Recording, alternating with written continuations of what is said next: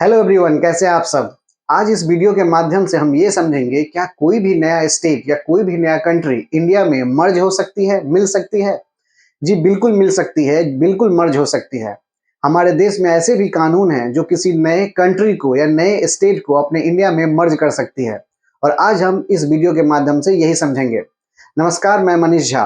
और चलिए समझते हैं किसी भी नए स्टेट या किसी भी नए कंट्री का एडमिशन या एस्टेब्लिशमेंट कैसे होती है हमारे देश में।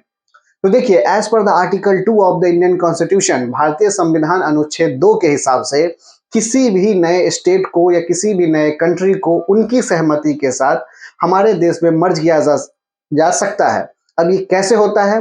तो बाय द पार्लियामेंट, इस बात को याद रखिएगा। बाय द पार्लियामेंट मतलब संसद के द्वारा होता है, बाय लॉ मतलब विधि द्वारा, with certain terms and condition and consent of president मतलब राष्ट्रपति की सहमति के साथ पार्लियामेंट में जो मिनिस्टर होते हैं वो कुछ कानून बनाते हैं सर्टेन टर्म्स एंड कंडीशन के साथ, और उसके बाद ही किसी नए स्टेट या नए कंट्री को अपने इंडिया में मर्ज किया जाता है। एग्जाम्पल के तौर पे समझिए सिक्किम, जो कि 1975 से पहले इंडिया का पार्ट नहीं था, लेकिन 1975 के बाद इंडिया का वो 22वां राज्य बन गया। 26 अप्रैल 1975 को सिक्किम इंडिया का 22nd मतलब 22वां राज्य बन गया। तो ये एक आपका एग्जाम्पल है। ये कब हुआ था? जब 36 अमेंडमेंट हुआ था कॉन्स्टिट्यूशन का।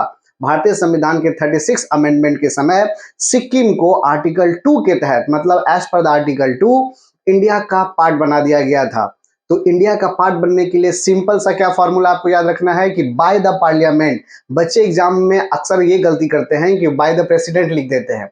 तो इस बात को याद रखिएगा, सिर्फ बाय द पार्लियामेंट मतलब संसद द्वारा कुछ लॉ बनाए जाते हैं with certain terms and condition, फिर राष्ट्रपति की सहमति ली जाती है, कंसेंट ली जाती है। उसके बाद किसी भी राज्य या किसी भी कंट्री को अपने इंडिया में आप मर्ज कर सकते हैं।